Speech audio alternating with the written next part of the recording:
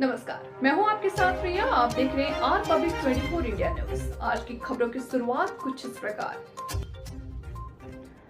खबर बलिया से है, जहां जन अधिकार पार्टी के राष्ट्रीय प्रवक्ता फजील अहमद ने विभिन्न मुद्दों पर मीडिया से विस्तार में बातचीत की। मीडिया के सवालों का जवाब देते हुए उन्होंने कहा कि नगर निकाय चुनाव को लेकर सपा बसपा उदासीन नजर आ रही है।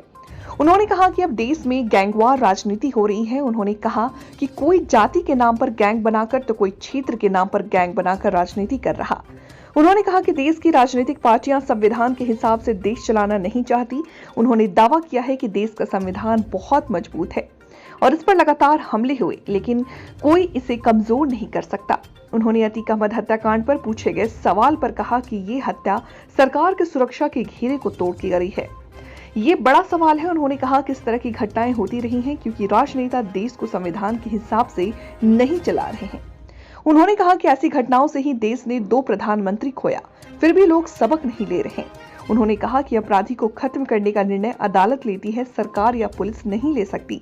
उन्होंने कहा कि जो काम कभी चंबल में होते थे अब वो प्रयागराज और लखनऊ में हो रहे। उन्होंने कहा कि बीहड़ अब विस्तारित होकर लखनऊ प्रयागराज तक पहुंच गया है।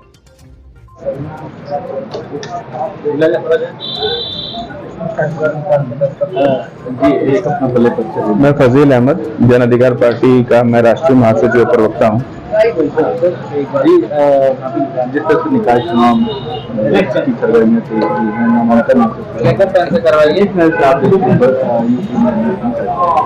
क्योंकि निकाय चुनाव भारतीय जनता पार्टी सरकार में है और वैश्य समाज का झुकाव ऐसे भी रहता है भारतीय जनता पार्टी की तरफ, और बाकी समाजवादी पार्टी या बहुजन समाज पार्टी, ये लोगों का कोई इंटरेस्ट नहीं चुनाव में।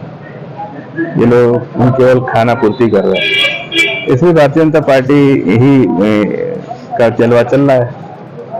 और ये लोग अब सब लोग बटे हुए हैं।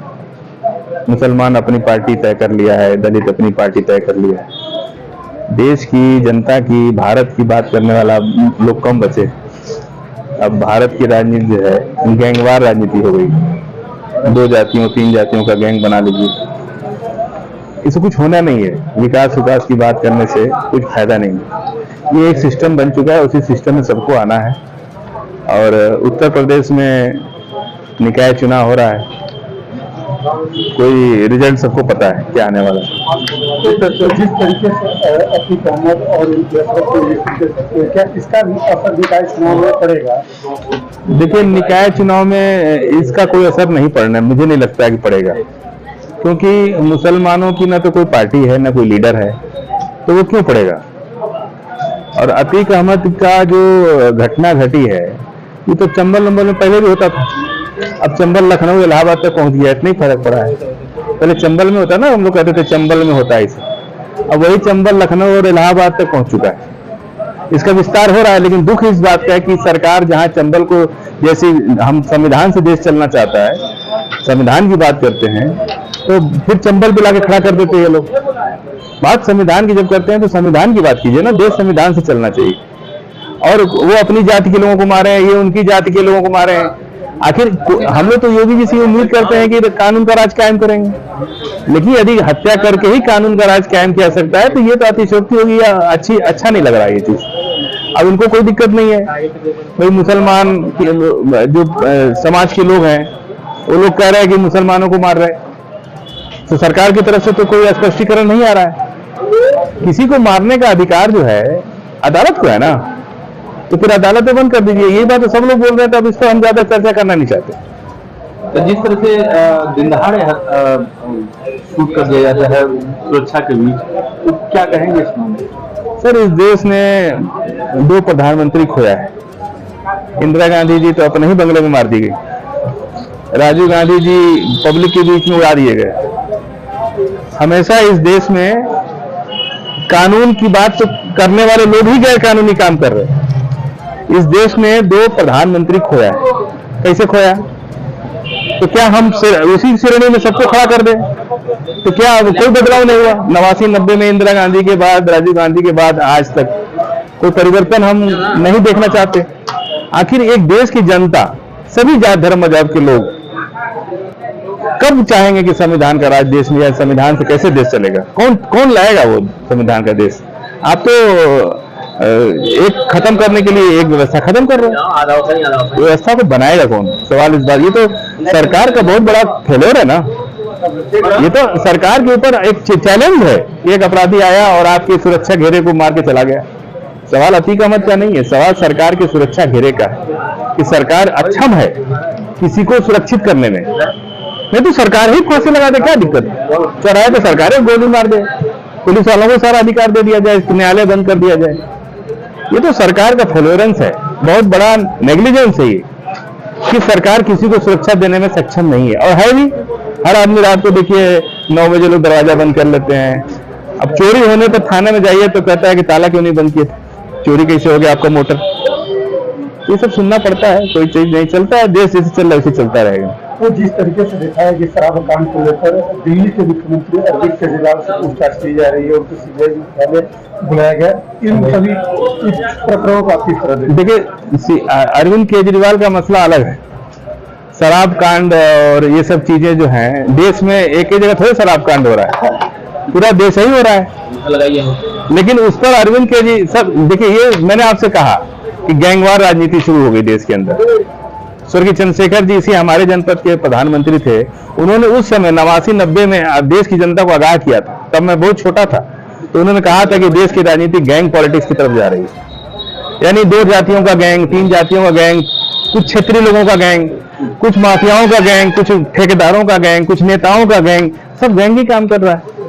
वो लोग, अब देखिए कर्नाटक का चुनाव हो रहा है, भाजपा के लोग कांग्रेस में जा रहे हैं ना, शुरू हो गया। तो अब गैंग टूट रही है, जो गैंग कमजोर पड़ रही है, दूसरी गैंग मजबूत गैंग की तरफ जा रहे हैं लोग। तो ये चीज, इससे आम आदमी को कुछ भला होने वाला नहीं। अगर कोई सोच रहा होगा कि इस इलेक्शन के बाद तस्वीर बदल जाएगी, तो देश की जनता की तस्वीर अभी नहीं बदलनी है। देश की जनता की तस्वीर तब बदलेगी जब बाबा साहब अम्बेडकर के बनाए संविधान से देश चलेगा। और एन कैन प्रकेंड किसी भी नेता को ये तय करना होगा कि हमें चाहे जो भी परिस्थिति हो, भारत को भारत के संविधान से चलाना है। परिस्थितियां चाहे कितना भी अनुकूल रहे, हमें डिगना नहीं है। यदि कोई नेता डिग गया तो समझ लीजिए कि वो संविधान से देश, जब तक संविधान से देश नहीं चलेगा तब तक ये सारे लोग आम आदमी खड़े हैं। इनको कोई मारेगा तो गोली मारने लायक भी नहीं है। इनकी जमीन हड़पी जाती है तो कोई तो गोली नहीं, आते हैं ना संविधान के पास। थाना तहसील संविधान ही का हिस्सा है। तो जब ये लोग संविधान के पास आ सकते हैं तो वो कौन लोग हैं जो गोली मार के जमीन कब्जा कर लेते हैं, जिनको लोग गोली मार देते हैं? कहीं ना कहीं इस देश में सबको मिल करके, हम किसी का नाम नहीं ले रहे, सभी कोई जितनी भी दलगत पार्टियां हैं सबको मिल करके बात संविधान से देश को चलाना ही होगा। यदि आप चाहते हैं कि यहाँ के सभी गरीब अमीर सबको न्याय मिले तो इस देश को संविधान, आज एसडीएम प्रधानमंत्री जी संविधान से प्रधानमंत्री है ना, मुख्यमंत्री जी संविधान से मुख्यमंत्री है ना, गवर्नर संविधान से है ना, यहाँ का सांसद और विधायक संविधान से विधानसभा में बैठता है ना। तो उस संविधान को आप कैसे खत्म कर सकते हैं? क्या मानते हैं संविधान खतरे में है? नहीं, कोई खतरे में नहीं है। संविधान, भारत का संविधान खतरे में होता अगर बाबा साहब अम्बेडकर इसको नहीं बनाते। संविधान पे कितने हमले में छिपे आपसे, लेकिन बेचैनी इस बात की है कि संविधान इतना मजबूत बना दिया गया हमारे देश का कि अभी उसको कोई हिला नहीं सकता है। तो जिस तरह से जो घटनाएं हो रही है उस तरह से क्या होनी चाहिए? देखिए, घटनाएं तो कुछ भी नहीं होनी चाहिए, लेकिन फिर भी हो रही हैं। तो हम सरकार को पीठ कैसे थपथपा दें? सरकार पीठ भी तो थपथपा रही कि हम ये कर रहे हैं, हम वो कर रहे हैं, हम अच्छा कर रहे हैं। अभी 3 दिन पहले एक डिबेट में कहा गया कि मुसलमान को हम लोग सारी योजना दे रहे हैं, मतलब आवास दे रहे हैं, स्कूल में उज्ज्वला दे रहे हैं, ये दे रहे हैं। मैंने कहा भैया, उस मुसलमान को जीएसटी नहीं ले रहे क्या आप? मुसलमान से जीएसटी ले रहे हैं ना। यदि इस देश का नागरिक जीएसटी देगा तो सुविधा क्यों नहीं देंगे उसको आप? अब आप कहिए कि हम सड़क पर आपको चलने दे रहे हैं क्योंकि हमारी सरकार, आप मुसलमान हो कि सड़क पर चल रहे हैं। भैया, जीएसटी दे रहे हैं हम, इसलिए सड़क पर चल रहे हैं, किसी के एहसान से नहीं चल रहे, बाबा साहब के संविधान से चल रहे हैं। और जीएसटी हम भी तो दे रहे हैं ना, जीएसटी हर कोई दे रहा है। और एक बीजेपी के प्रवक्ता क्या बोलते हैं, आपने लास्ट जीएसटी कब दिया? मैंने कहा आज सुबह दिया, मक्खन खरीदा, ब्रेड खरीदा, दूध खरीदा, जीएसटी दिया उस पर। भैया, आपको कैसे मालूम कि मैं जीएसटी नहीं देता हूं? आज सुबह दिया और अभी 5 मिनट पहले मैंने एक पैरासिटामोल दवाई खरीदी, उसको भी जीएसटी दिया मैंने। ये बीजेपी के जो प्रवक्ता लोग हैं उनका दिमाग काम नहीं कर रहा। अरे भैया, हम दलित को घर दे रहे हैं, कोई एहसान कर रहे हैं? जिसको जमीन देना चाहिए, एक एक बीघा 2-2 बीघा सब दलित के पास जमीन होता तो इतना गरीबी रहता। तो क्या करें आप, घर दे दिए 2 लाख रुपए का, 100 में 1 घर 2 घर दे दिए, बहुत एहसान कर दे रहे हैं। सरकार को इस बात से निकलना हो, इस अहंकार से निकलना हो कि हम दे रहे हैं। अरे आप नहीं दे रहे भैया, हम व्यवस्था दे रहे हैं, जीएसटी हम दे रहे हैं और उस जीएसटी के बदले में हमको सुविधा दे रहे हैं। ये सड़क कौन बना रहा है? पब्लिक बना रहा है ना।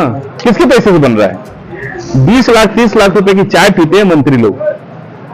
पार्लियामेंट के अंदर जो मिनिस्ट्री का ऑफिस होता है या विधानसभा में, किसी मंत्री का बिल 30 लाख 35 लाख से कम नहीं आता है। वो पैसा भी तो जनता के जीएसटी पैसे से पी रहे ना चाय। आप चाय नहीं पीते तो 35 लाख बचता ना। आप जो डीजल 35-35 गाड़ियों का काफिला में जो मिनिस्टर लोग चल रहे हैं, उसका डीजल उसके खर्चा वो कौन देता है? पब्लिक देती है, जीएसटी से आता है उसका पैसा। राजस्व कौन तय करता है? पब्लिक करता है। अब भारत की पब्लिक लगता है कि हम कुछ दे ही नहीं रहे। जब इतना पढ़ा लिखा आदमी हमसे पूछ रहा है कि कब जीएसटी दिया आपने, तो मैंने कहा अभी दिया 1 घंटा पहले। दूध खरीदने पर जीएसटी, मक्खन खरीदने पर जीएसटी, दवाई खरीदने पर जीएसटी, आटा खरीदने पर जीएसटी। कोई बचा इस देश का? रिक्शा वाला, गरीब, गुरबा, भुखमरी, अपाही, लूला, लंगड़ा, कोई बिना टैक्स सब कोई दे रहा है। अब सरकार ये नहीं कह सकती कि टैक्स कम लोग देते हैं, टैक्स अब हर कोई दे रहा है। 1 लीटर डीजल किसान पंपिंग सेट में डीजल डालता है ना, वो भी 70% जीएसटी और टैक्स देता है।